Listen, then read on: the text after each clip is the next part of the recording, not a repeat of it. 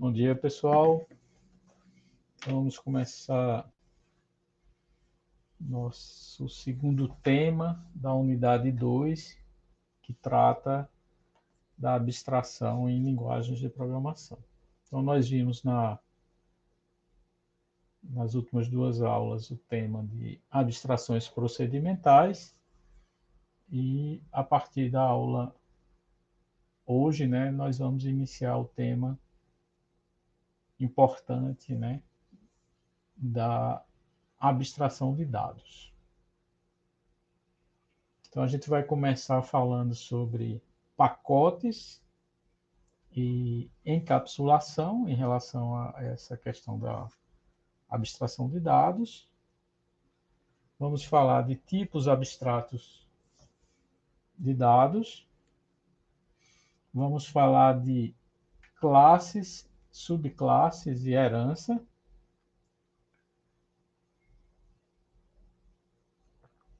Que são formas também de abstração de dados que eu tenho, para usar isso para fazer abstração de dados em linguagem de programação. E, por fim, notas de implementação.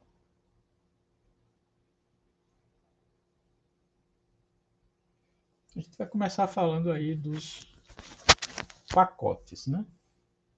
Então, vamos lá. O que é um pacote, né? De uma forma geral, né? É um grupo nomeado de componentes declarados para um propósito comum. Tá? É uma definição bem geral.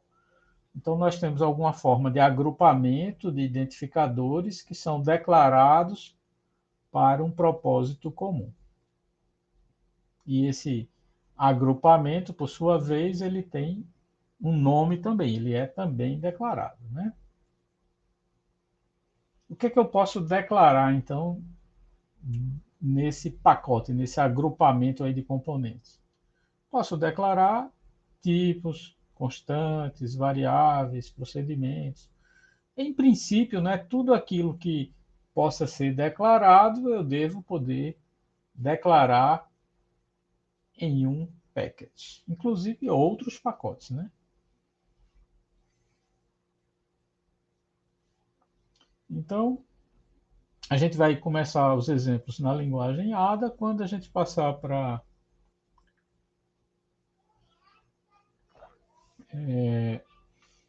classes, aí a gente vai ver os exemplos em Java. Então, o que é um exemplo aqui de um package simples em ADA, né? Então, é uma estrutura que eu vou agrupar declarações e esse agrupamento aqui eu também vou nomear, né? Então, eu estou nomeando aqui esse pacote como sendo esse, e eu tenho aqui declarações de tipo, esse tipo continente, um tipo enumerado, declaração de um valor, radius, e declaração aqui de uma variável do tipo array. Então, isso aqui já caracteriza aí esse pacote denominado ears.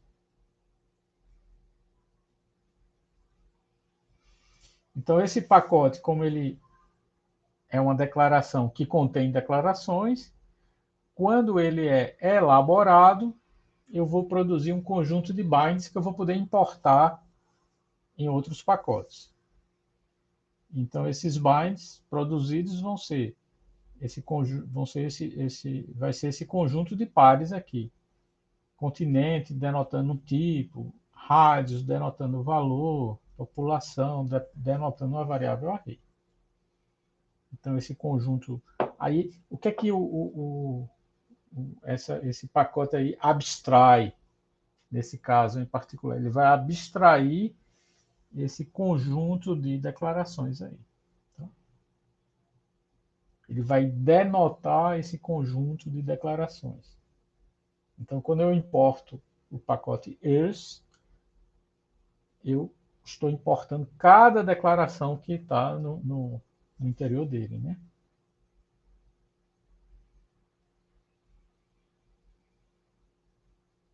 Bom, No pacote, né, como sendo um bloco de declarações, eu posso ter lá declarações locais que são auxiliares para a elaboração de declarações que vão ser declarações públicas. Então, essas declarações locais, eu digo que elas são privadas, né, e que elas estão encapsuladas nesse pacote, ou nesse agrupamento de declarações aí que são públicas, tá? Então, a encapsulação, ela significa isso, é tornar algumas dessas declarações aí nessa unidade de programa privadas, ou seja, declarações que são locais.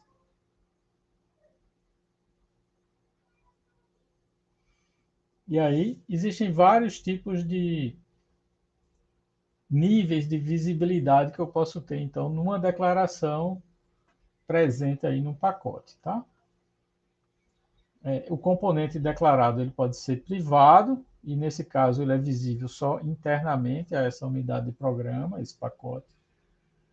O componente pode ser protected, então ele tem um nível de visibilidade intermediário, ele é visível dentro do programa e também a outras unidades ali proximamente relacionadas. Por exemplo, numa relação de classe e subclasse, a gente tem duas unidades de programa que se relacionam por meio de herança, e aí aquela unidade de programa pode herdar componentes que sejam protected. Assim, eu posso ver esses que são protected, que eu herdo, mas eu não vejo os que são privados, e esses que são protected não são visíveis fora dessas classes que se relacionam, dessas unidades de programa que se relacionam. Tá? E por fim eu tenho o componente público, e aí ele pode ser visível aí fora dessa unidade de programa aí onde ele está declarado. Tá? Quando a gente tem uma API, né, Application Programming Interface, eu tenho lá somente bindings que são públicos, tá? É o que eu vou conseguir enxergar lá.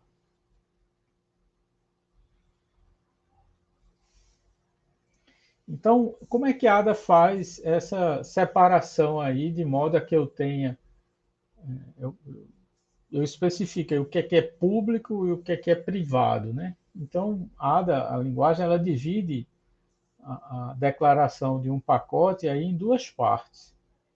A parte pública, onde tudo aquilo que é declarado lá é público, e a gente chama essa parte do pacote aí de especificação do pacote.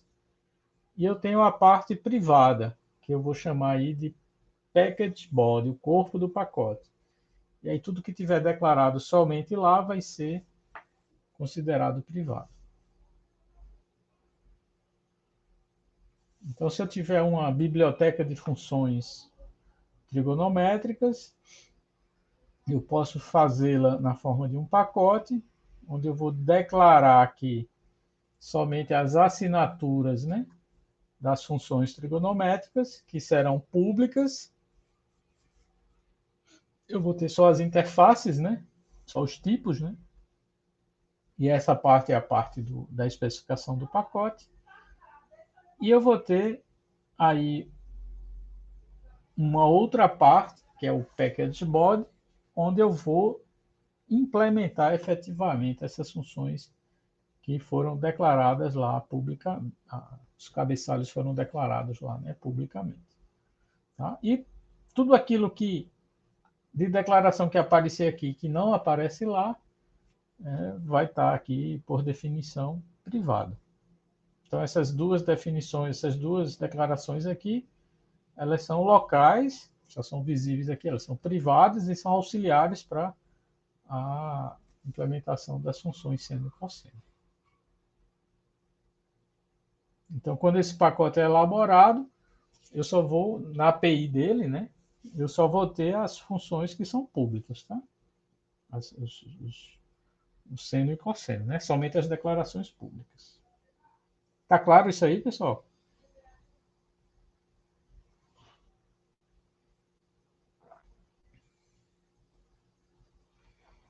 Bom, nesse ponto aqui, a gente vai trazer um exemplo um pouco mais elaborado. Esse pacote aqui, ele é chamado de o dicionário, the dictionary, e ele tem 3 operações aí que eu posso realizar sobre esse dicionário aqui. A operação clear, a operação add e a operação contains. Clear esvazia o dicionário, add adiciona uma palavra ao dicionário e contains testa a presença de uma palavra no dicionário.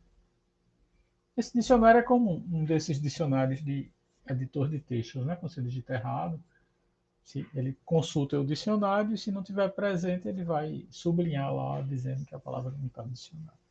Então, é esse tipo de dicionário aqui a que ele se refere. Então, essa é a especificação, essas são as operações públicas.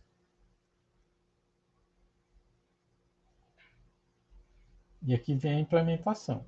Aí, na implementação do dicionário, eu tenho essas declarações aqui que vão permitir né, suportar as palavras aí do dicionário, armazenar as palavras do dicionário. Então, o dicionário vai ser armazenado num array de palavras com a capacidade indicada aqui, certo? 1000 palavras. E o tamanho, num certo momento do dicionário, vai ser armazenado nessa variável inteira size, inicializada aqui com 0. E aqui vem a implementação dos métodos clear, das operações clear, add e contains. Ok? Bom, aí dado que eu tenho esse dicionário, o código dele, eu posso compilar, né? E aí eu vou, quando elaborar esse dicionário, gerar o que vai ser público aí vão ser somente as operações clear, add e contains. Ou seja, quem vai usar esse dicionário não tem acesso à forma como ele é implementado e como as palavras são armazenadas. Isso aí fica, como a gente diz, abstraído. Isso aí fica oculto, né? Encapsulado no pacote. E dessa forma, os programas que utilizam, né, esse dicionário não têm dependências dessa implementação. Eu dependo somente das interfaces. Então, eu vou aqui importar o dicionário. Quando eu faço use the dictionary aqui, todas essas identificadores que são públicos passam a fazer parte do meu ambiente aqui. E aí eu posso utilizar a função contains, a função add, etc. Mas eu não tenho como acessar elementos aqui da implementação desse pacote, que são privados. Né? Se eu tentar utilizar isso, vai dar erro aqui de compilação. Em outras palavras, quem usa o dicionário não tem como estabelecer dependências diretas da implementação. Então, se no momento subsequente eu precisar alterar a forma como eu implemento esse dicionário, por exemplo, para armazenar em disco, memória secundária, para um banco relacional, por exemplo, ou para armazenar como uma lista encadeada. Tudo isso aqui poderá ser feito, e como não há dependências diretas em relação a esses identificadores aqui, para quem usa, né, eu modifico essa implementação e o código que utiliza aqui, a aplicação que vai utilizar essas declarações, ela não vai perceber essas mudanças de forma direta. Elas não precisam ser alteradas, né? É porque não há dependências diretas daquilo que foi implementado lá. Tá? Então, eu tenho essa independência aí da implementação. Então, isso aí me permite uma maior modularização dos programas. Tá claro isso aí, pessoal?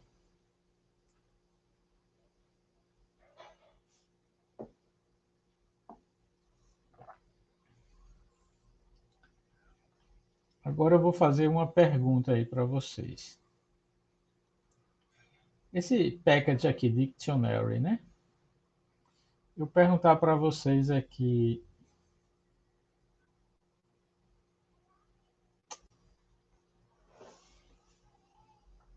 se eu precisasse aqui de mais um dicionário, certo? Porque eu tenho o dicionário, digamos, global aqui do meu editor de textos e tenho um dicionário específico do arquivo que eu estou editando. E você tem esse código aí em ADA, você está programando, e aí seu cliente chega para você e diz o seguinte: eu preciso ter a possibilidade. Só um instantinho, pessoal.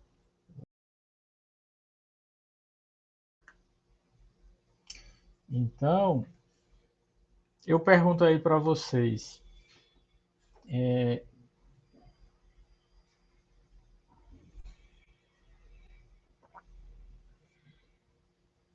o que é que eu faria aí nesse caso, né? Se surgisse esse novo requisito aí, eu tenho que ter um dicionário aí, segundo dicionário.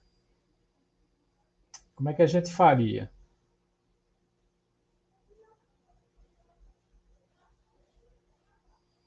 E aí?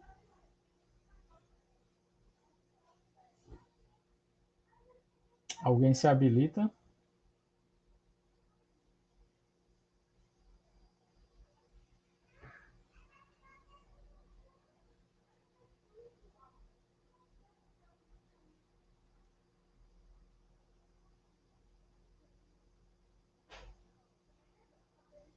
Hein, Tiago? Hein, Bruno? Miguel? Samuel? O que é que vocês fariam?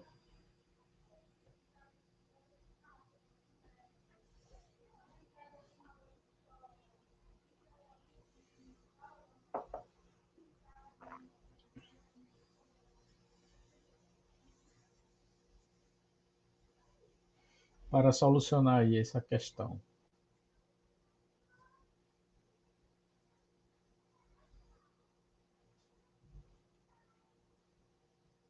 Alguma ideia?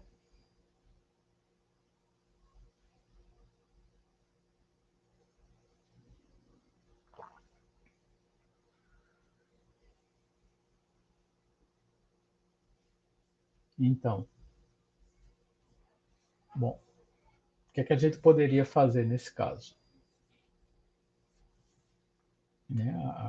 Se a gente perguntar para vocês quantos dicionários tem aqui, só tem um dicionário, o dicionário, né? Que é esse código aqui. Se eu precisasse de um segundo dicionário, a coisa mais prática e que eu mais rápida a fazer seria copiar esse código, colar no outro local e colocar aqui The Dictionary 2 secundário. E aí eu passaria a ter dois dicionários, né? E faria essa reusabilidade de código aí, colando e cortando, né? Então, se eu só precisasse de dois dicionários, isso aí seria até, não seria de todo desrazoável, né? Mas, se a gente for pensar, e se eu precisasse de uma quantidade indefinida aí de dicionários?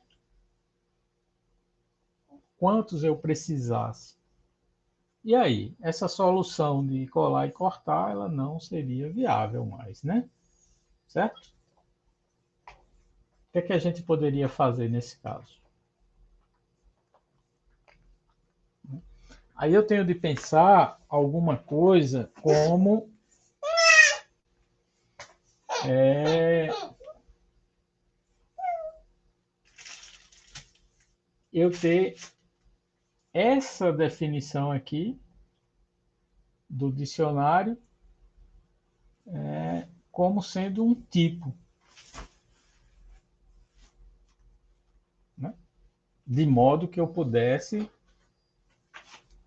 definir uma variável, né? Por exemplo, definir assim,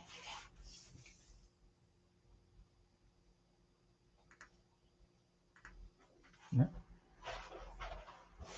Definir assim, dic1, dic2. Qual é o tipo? De dicionário.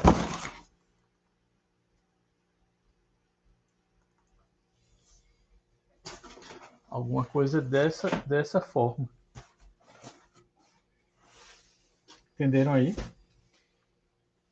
Aí vamos raciocinar mais um pouquinho aqui. Se a gente for pensar que esse código, esse tipo de módulo aqui, ele é equivalente a gente ter uma definição de uma classe com todas as declarações estáticas. Ou seja, toda a classe estática, todas as variáveis, todos os procedimentos e a própria classe estática. Percebem isso? Vamos imaginar que você pegue a linguagem Java e impõe a seguinte restrição. Toda classe definida só pode ser definida se for totalmente estática. Eu não vou permitir classes que não sejam estáticas. Pronto, seria equivalente a esse nível de modularidade aqui que eu tenho na linguagem ADA, aqui, que eu estou mostrando para vocês. Então, não tenho como eu criar uma instância, né, de uma classe estática, assim como não tem como eu criar uma variável a partir desse package aqui. Compreenderam isso aí que eu falei agora? Então, se eu quiser realmente ter possibilidade, né, que vá além disso aí, então eu tenho que pensar essa declaração de pacote aí como sendo um tipo, de modo a poder fazer algo como isso aqui que eu coloquei para vocês. Aqui. Tá? E aí, para poder viabilizar isso, eu tenho que suportar na minha linguagem de programação os tais tipos abstratos, que no caso o ADA suporta, e a gente vai falar um pouquinho mais sobre tipos abstratos agora para vocês. Tá entendido isso, pessoal?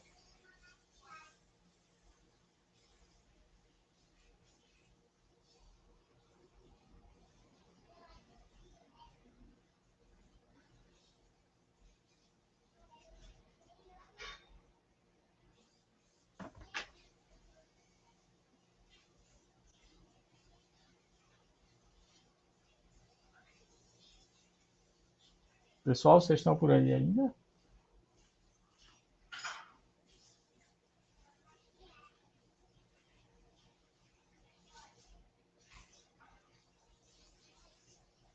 Beleza, pessoal. Beleza, muito bem. Então, eu vou agora mostrar para vocês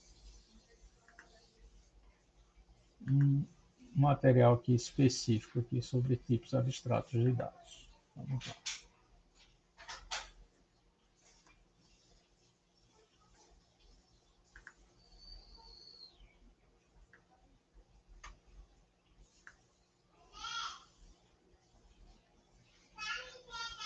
Só um instantinho aqui.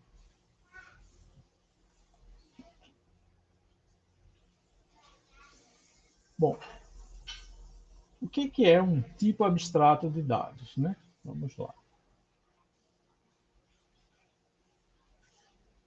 Um tipo abstrato de dados, ele vai especificar uma classe de dados definida pelo usuário em termos de suas propriedades abstratas. Então, quando a gente fala tipo abstrato de dados, esse abstrato significa que eu vou dizer o que é o tipo, sem precisar dizer como ele é implementado, sem dar uma implementação para ele. Tá? Por exemplo, a gente aprende, vocês devem ter visto em estrutura de dados, pilhas, né? Então aqui a gente diz o que é uma pilha sem precisar dar uma implementação para ela. Ah, vai ser uma lista encadeada, vai ser um array, ou algum outro tipo de estrutura. Tá? Então, a ideia de um tipo abstrato de dados é que eu consiga descrever o comportamento desse objeto, né, independentemente de sua implementação, unicamente através de suas propriedades abstratas. Tá? Então, nesse caso, não há uma preocupação de como essas propriedades aí, abstratas aí, vão ser implementadas na linguagem de programação em particular. Eu tenho somente uma especificação do que é, sem ter como isso é implementado. Aí a gente dizer o tipo ser abstrato. Tá? Então, a forma usual de se especificar um tipo abstrato de dados é através do que a gente chama especificação algébrica. Né? Uma especificação em alto nível. Tá? Ela contém aí 3 partes. A gente especifica a sintaxe do tipo, ou seja, as operações que vão equipar o tipo. A especificação semântica. Aí eu vou ter a especificação de cada operação dessa, que essas especificações dessas operações vão determinar exatamente o conjunto de valores desse tipo abstrato de dados. Tá? E tem a especificação de restrições, que vai estabelecer aí as condições que devem ser satisfeitas para que a operação possa funcionar. A gente explica isso aí para vocês, já já. Então, a gente vai ilustrar inicialmente a especificação dos números naturais, como exemplo aí de um tipo abstrato de dados. Depois eu vou mostrar o exemplo de uma pilha, tá?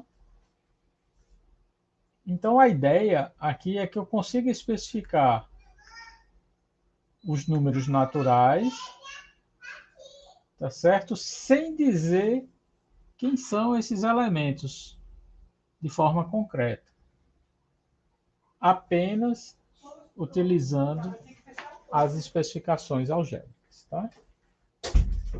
Então, nesse caso, a gente tem a parte sintática aqui da definição do tipo. Então, o tipo, o conjunto de valores do tipo, eu estou chamando de NAT. Aí, o tipo ele é especificado por esse conjunto de operações aqui. 0 é uma função sem argumento que retorna um número natural. Então, se ela não tem argumento, ela retorna sempre o mesmo valor pertencente a NAT, que eu estou chamando esse valor aí de 0, né, que é o nome da função. Aí tem a função is0, que retorna true se for 0 e falso se for diferente de 0. A função sucessor de um número natural é um número natural. A função que adiciona 2 números naturais é um número natural. E a função que testa se 2 números naturais são iguais é booleano o resultado dela. Né? Então, essa é a especificação das operações. Bom, qual é a semântica, né, dessas operações? Então, é nessa especificação semântica que eu vou determinar quem é NAT, sem dizer é de uma forma indireta, né? Sem dizer de forma concreta quem é NAT, sem mostrar quem é NAT. Então, essa especificação vai se dar da seguinte forma. Para todo xy pertencente a NAT,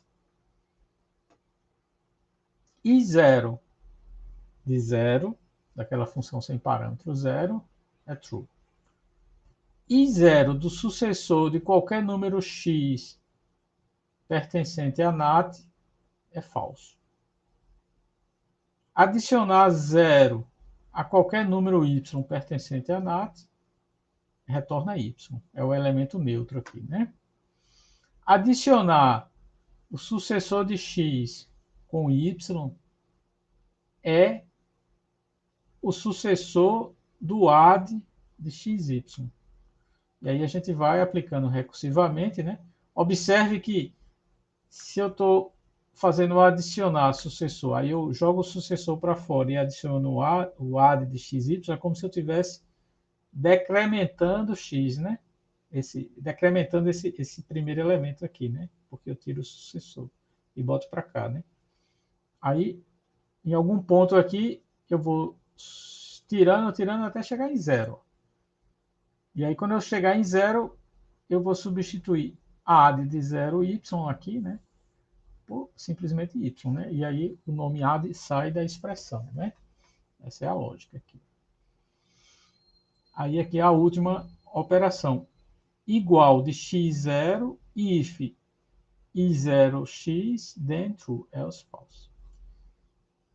É que de 0, sucessor de qualquer número, é falso.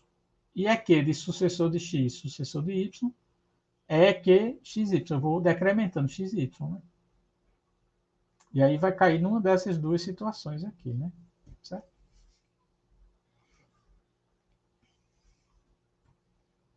Pronto. Aí, se essas operações aqui, né, elas são obedecidas, né? A solução desse conjunto aqui é ser os números naturais. Não tem outra solução. E eu estou, então, definindo aí NAT de forma abstrata, por meio dessas equações algébricas aqui. Ok? E aí, 0, aí 1 vai ser o sucessor de 0, 2 o sucessor de 0, 3. Aí é pela quantidade de ocorrências de SUC, né, que eu vou ter os números naturais aqui. Aí se eu quiser somar 2 com 3, eu vou aplicar a equação da linha 9 aqui. Ó. Eu vou jogando para fora o SUC, né? Até chegar nessa situação aqui, né? Aí vai ser o SUC do AD, do SUC de 0, SUC de SUC de 0, né? Aí novamente aplico a linha 9 aqui, né? A equação, né? Aí vai ser o AD de 0, aí tudo isso aqui corresponde àquele Y lá, né? Aí o AD some e fica só isso aqui. Aí o que sobra é o número 5, ó.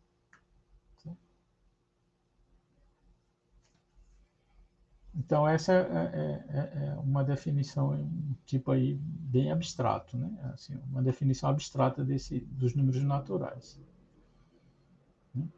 Então, isso é apenas uma especificação. Tá? Obviamente que essa não é a maneira de implementar a adição e muito menos os números naturais numa linguagem de programação. Mas qual é a importância de eu ter essa especificação? É que eu conheço as propriedades dos números naturais sem precisar ter uma implementação. Tá? Então, a partir do momento que eu tenha uma especificação, uma implementação dos números naturais, eu posso verificar se essa implementação ela obedece àquilo que está especificado. E aí eu vou saber se essa implementação está correta, se está incorreta, na medida em que ela satisfaça ou não essa especificação. Eu tenho aí, e essa especificação, por ser abstrata, ela é mais simples e mais fácil de compreender do que uma implementação concreta aí. Tá? Então, isso aí está condizente com as práticas, né, da engenharia de software, em que eu tenho de especificar, ter uma especificação aí do meu sistema, para poder projetar depois uma implementação que satisfaça essa especificação. Ok? Então, o segundo passo que a gente tem é, dado que eu tenho esse tipo abstrato especificado, eu vou então resolver implementá-lo numa linguagem de programação. Bom, nesse caso, eu vou ver como eu vou representar de forma concreta aquele conjunto de valores que está especificado de forma abstrata. De modo que tudo aquilo que está previsto na especificação, eu vou observar na minha implementação. E minha implementação não vai ter nada além daquilo que está especificado no tipo abstrato.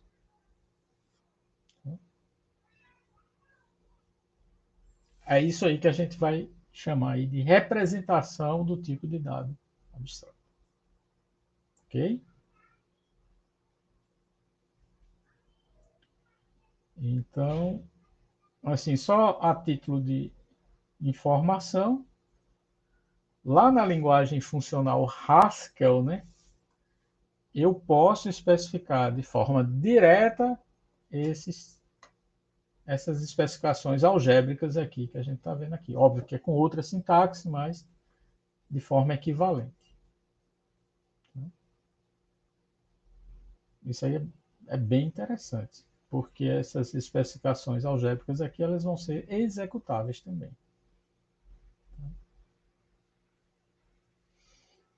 Aí eu vou dar um exemplo aqui para vocês. Aqui eu estou no ambiente separado aqui, que é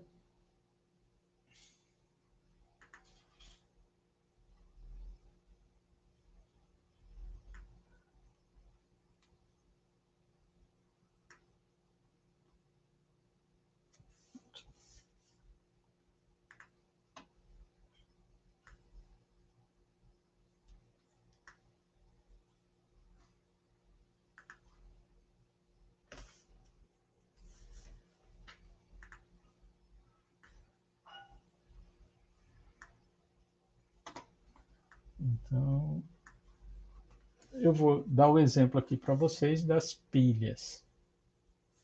Tá? Então vamos lá. Como uma especificação abstrata, né? Então eu tenho a noção de pilha, a noção do mundo real de pilha, né? Que é aquela estrutura em que eu vou colocando objetos uns sobre os outros, né? De modo que para acessar aquele objeto que está mais embaixo, eu tenho que tirar os objetos que estão mais em cima, né? Como uma pilha de moedas, uma pilha de livros, né? Isso é algo, é um tipo de organização do mundo real, do mundo físico, né? E que eu tenho que, de algum modo, capturar a essência disso aí na forma de uma especificação abstrata, né? Que eu possa depois implementar numa linguagem de programação. Então, a pilha é uma estrutura de dado bastante comum, e aí eu posso entender as pilhas como sendo listas ordenadas, restritas quanto às operações de inserção, modificação e acesso. Um stack ou uma pilha é uma lista ordenada na qual todas as inserções e retiradas são feitas numa das extremidades dessa lista ordenada. Né? Essa extremidade eu denomino aí de topo da pilha. Então, considerando essa lista ordenada aqui, P, quando vista como uma pilha, dizemos que A1 é o elemento do fundo da pilha e AN é o elemento do topo da pilha. As restrições sobre uma pilha exigem que o último elemento inserido na pilha seja o primeiro a ser removido.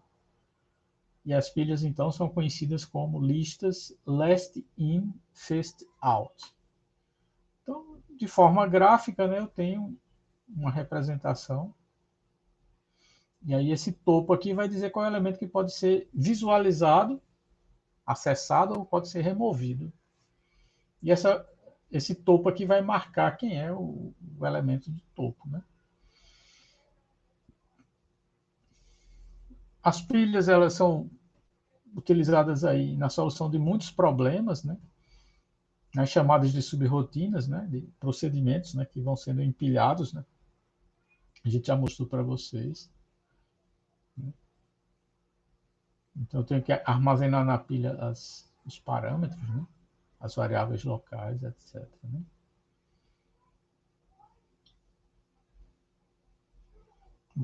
Então, a gente tem essa noção de pilha, né? Uma noção informal aí de pilha. E aí, se eu for buscar aí uma especificação formal, precisa, né? Não ambígua, né? Do que seja uma pilha. Então, a pilha é essa estrutura que tem uma extremidade, chamada topo, etc. Né? Então, quais são as operações úteis aí sobre pilha? Né? Eu criar a pilha, inicialmente vazia, empurrar um elemento no topo da pilha, fazer o push de P, e aí eu vou inserir o elemento no topo da pilha, fazer o pop de P, ou seja, remover o elemento que está no topo da pilha e retornar a pilha resultante.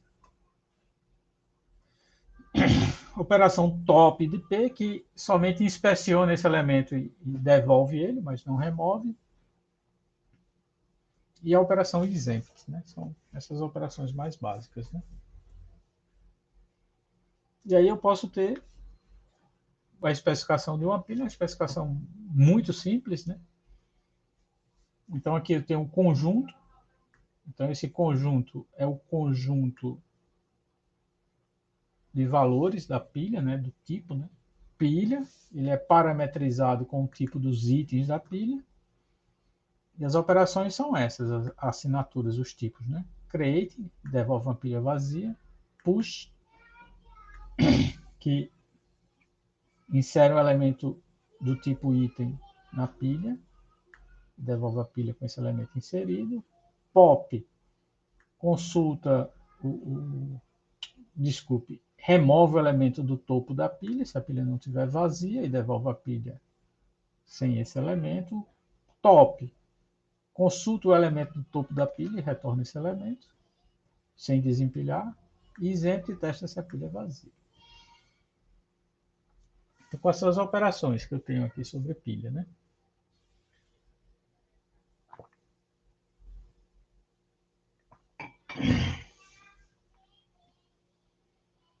Para todo P, para toda pilha P pertencente à pilha e todo elemento I pertencente a item, exempt de create é true, exempt de push de IP é falso, porque já tem algum elemento lá. Pop de push IP é P e top de push IP é I. Restrições. Pop de create vai levantar um erro, não tenho o que responder, e top de create também. Então, observem que essa é a essência do que é ser uma pilha, né? Não estou fazendo considerações de implementação aqui, mas eu sei como funciona uma pilha, eu sei o que é uma pilha aqui a partir dessa especificação.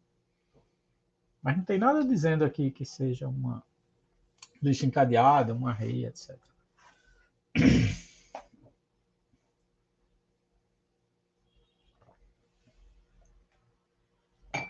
Então, dada essa especificação,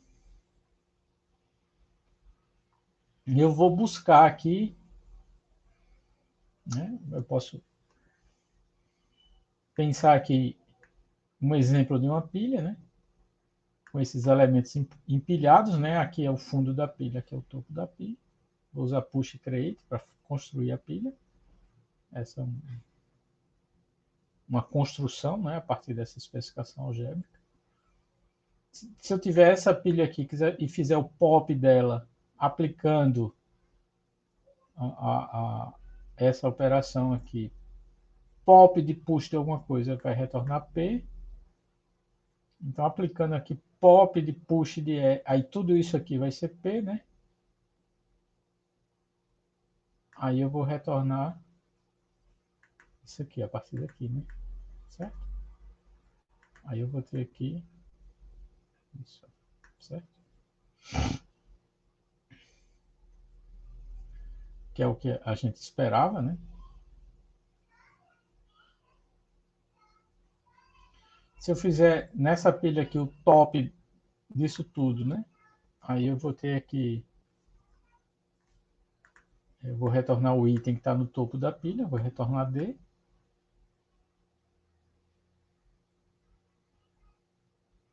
E se eu tentar fazer o pop ou push da pilha vazia, vai dar um erro. Tá? Essa especificação aqui especifica uma pilha potencialmente infinita, sem limitação superior para a quantidade de elementos, a gente não especificou isso nas restrições. E aí, se eu vou fazer a implementação dela, eu tenho que tratar isso aí como uma situação de exceção. Se eu esgotar o limite aí que haja para o armazenamento. Tá? Ou então eu posso até mesmo especificar esse limite de forma explícita. Bom, então, uma coisa é ter essa especificação abstrata, né? Outra coisa é eu agora vou implementar essa pilha numa linguagem de programação. A questão é, na linguagem que eu vou implementar, já existe o tipo pilha? Não, não existe, né? Por isso que eu estou especificando. Aí, qual seria um tipo de dado aí que eu poderia utilizar para representar uma pilha? A gente pode usar uma lista encadeada, a gente pode usar um array. A gente vai escolher representar por um array. Mas eu pergunto para vocês, um array é uma pilha? Não, array não é pilha. Então, o que pode ocorrer? Um array ele pode ter valores ou pode ter comportamentos aí que não são desejáveis para uma pilha. Por exemplo, eu acessar um elemento que não seja o do topo da pilha. Numa pilha eu não consigo fazer isso, no array eu consigo. Eu poder remover um elemento que também não seja aquele do topo da pilha. No array eu vou conseguir fazer isso, numa pilha eu não vou conseguir. Eu consegui acessar os elementos da pilha do topo para do fundo da pilha para o topo da pilha. Isso aí também eu não consigo, né? No array. Ou consigo no array, mas na pilha não. Então, um array ele não é uma pilha. Porém, se a minha linguagem de programação ela permite, ela suporta a encapsulação, a ocultação da informação, eu posso definir essa representação da pilha de forma privada, de modo que somente as operações da pilha que vão ser públicas. E assim, embora eu represente esses elementos da pilha como sendo um array, por meio de um array, do lado de fora da pilha eu não tenho como acessar esse array, eu não tenho como saber até mesmo se é um array. E aí, essas propriedades aí, esse comportamento do array que não corresponde a uma pilha, eu não consigo observar. Então, para todos os efeitos, externamente, eu vou estar acessando a pilha. Porque isso aí vai estar abstraído, tá certo? Então, essa representação de array que eu vou utilizar, que será privada, né? Da pilha, representação da pilha, né? Vai ser por meio de um array, que será privado, e uma variável que vai marcar ali quem é o topo da pilha, também privado. E nessa representação, essa variável topo aí, quando a pilha for vazia, vai ter o valor -1. E aí eu vou representar assim, a pilha vazia top é -1, e aqui eu tenho o array e suas posições. Aí se eu fizer push A, eu incremento o top e armazeno A na posição. Aí eu faço um novo push, eu vou incrementar top e armazeno o elemento na posição. E assim sucessivamente. Quando eu faço um pop e removo o elemento, eu somente decremento top. Aí se eu acrescentar D aqui, eu incremento o top e armazeno o valor no top. Se eu faço o pop, eu decremento. Se eu faço o top, eu só retorno o elemento apontado, né, indexado por top. E aí se eu faço pop do último elemento que estava no array, aí o top volta a ser -1. Então essa vai ser minha representação, o comportamento aí das variáveis aí com as operações. Então, se eu decidir implementar essas pilhas em C++, então eu vou representar os elementos por um array, que será privado, e por uma variável de controle inteiro aqui para top, que será privada também. E o que é que vai ser público? As operações de pilha. O construtor, que equivale a create, e as operações exempt, top, push e pop. Tal como especificado lá.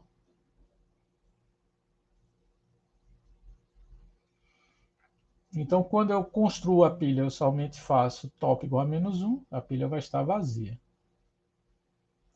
Exempt é somente testar se top é igual a -1.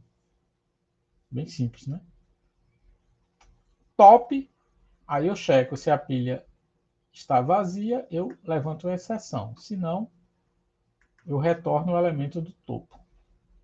Pop, eu verifico se a pilha, ou push, eu verifico se a pilha ainda cabe mais um elemento nela. Caso caiba, eu vou inserir. Se não, eu levanto a exceção. Se for inserir, eu incremento top, armazeno o item e retorno a pilha.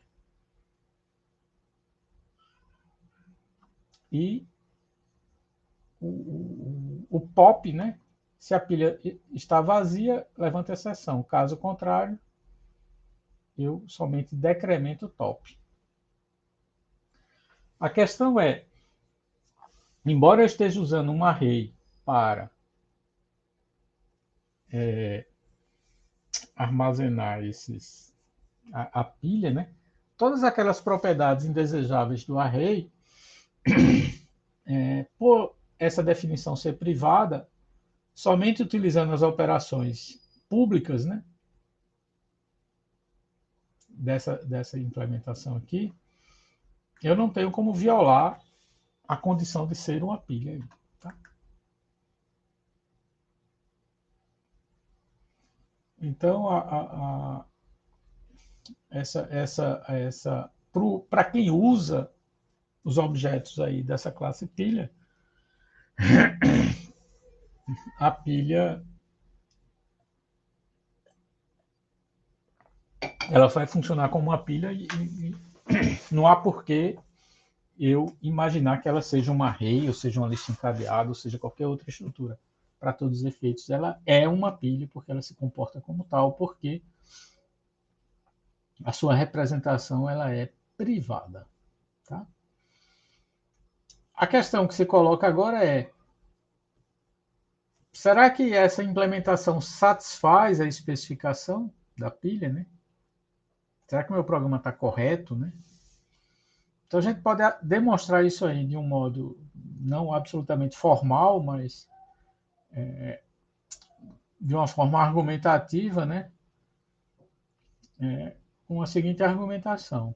Então a equação da linha 6, né, diz exempt de create igual a true. Isso aí é verdade para a minha implementação? Aí a gente sabe que o construtor da pilha cria uma pilha com a variável de instância top igual a -1. Logo, a gente conclui que a implementação de exempt, que testa se top é igual a -1, né? Logicamente, vai retornar verdade? Vai, porque vai estar -1 lá. Isento de push de alguma coisa é falso? Porque top só pode ser modificado pelos métodos pop e push, além do create. Então, depois de create, top é inicializado com -1. E o push só pode incrementar 1. Incrementar top de 1. Então, não tem como o push ser -1 depois de eu chamar push, né? Certo? Desde que a pilha não esteja cheia, tá certo? Então, caso a pilha esteja cheia, na realidade, será levantada uma exceção antes mesmo do exempt funcionar, né? Então, isso aí não vai ocorrer. Pop de create vai dar um erro, né? Isso aí também está demonstrado que a gente faz essa verificação lá, né? E levanta uma exceção. Então, a gente pode também fazer a demonstração para as outras equações para demonstrar aí que o código em questão satisfaz a especificação, certo? Então, e aí eu posso utilizar a pilha aí como tal, né? Criar um programa para armazenar elementos aí na pilha, ok?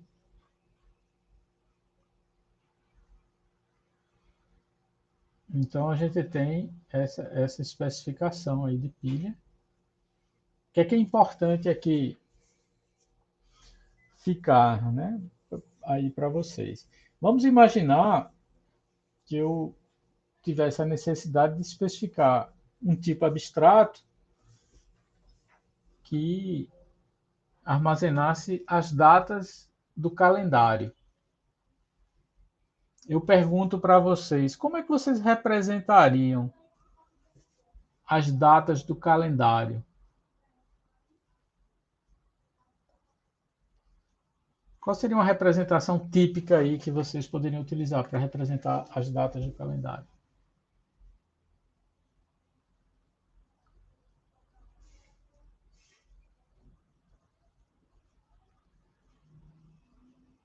E aí, alguém responde? Para representar dia, mês e ano.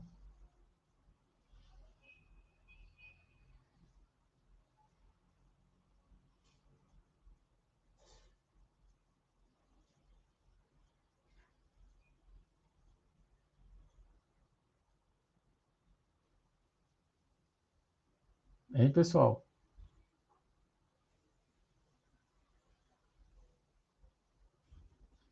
Então vamos lá. Uma forma típica aí para a gente poder representar seria, por exemplo, se eu estiver programando em C, uma estrutura, né? Dia, mês e ano, com uma tripla de inteiros, correto? Perfeito. Mas eu pergunto para você, uma variável do tipo dessa estrutura, que é uma tripla de inteiros, tem valores que não são valores que são datas válidas?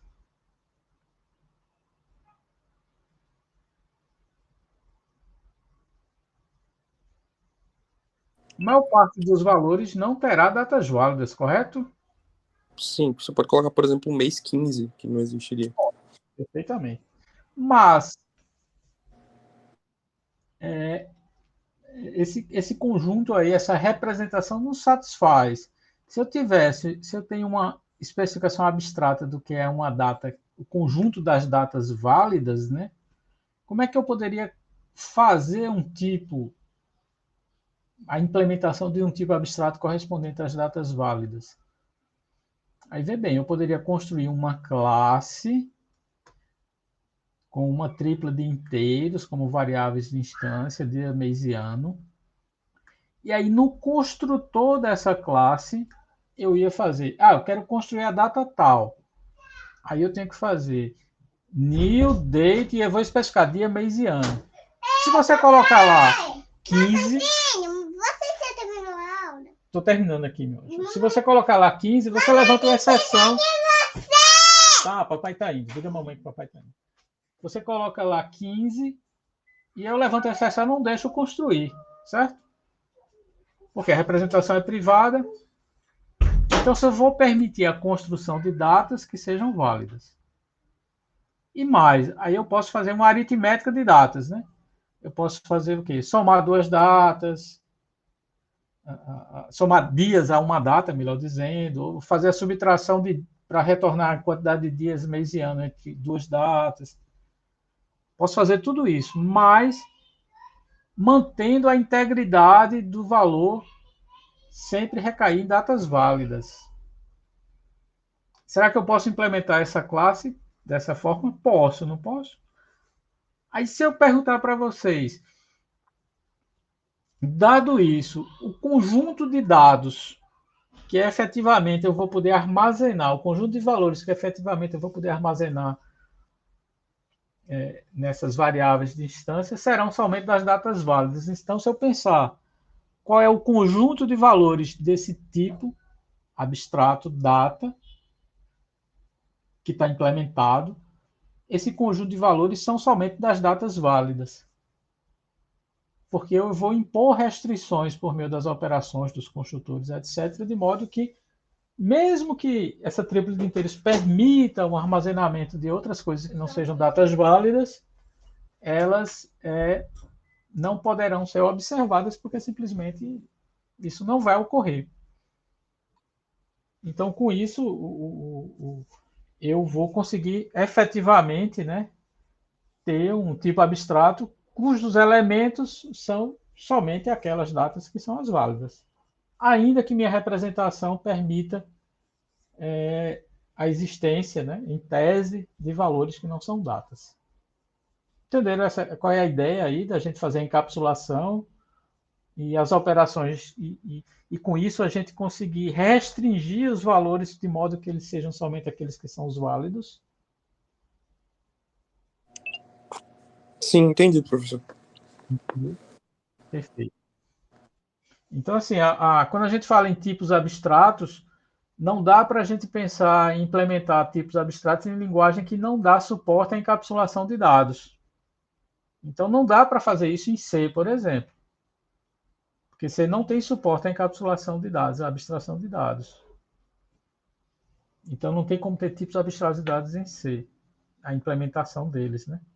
Mas eu tenho como ter isso em Haskell, que tem estruturas para isso, eu especifico diretamente, algebricamente lá. Eu tenho como fazer isso em C++, porque tem encapsulação de dados nas classes, tem como fazer isso em Java, vou ter como fazer isso em Ada, a gente vai mostrar o exemplo.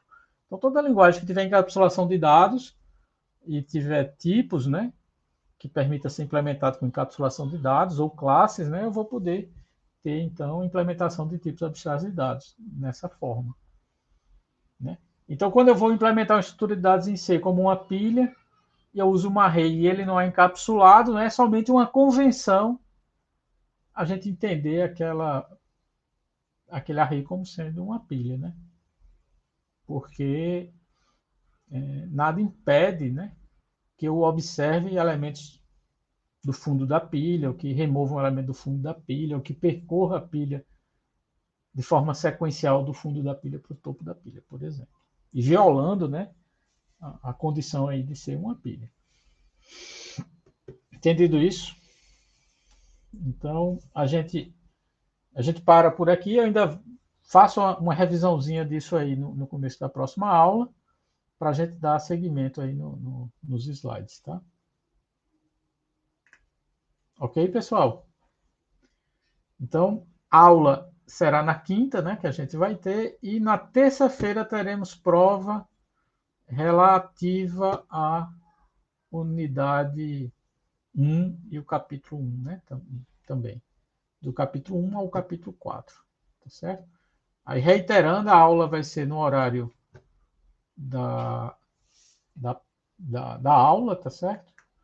E vocês vão ter o prazo aí de 2 horas e com 15 minutos de tolerância para finalizar a prova.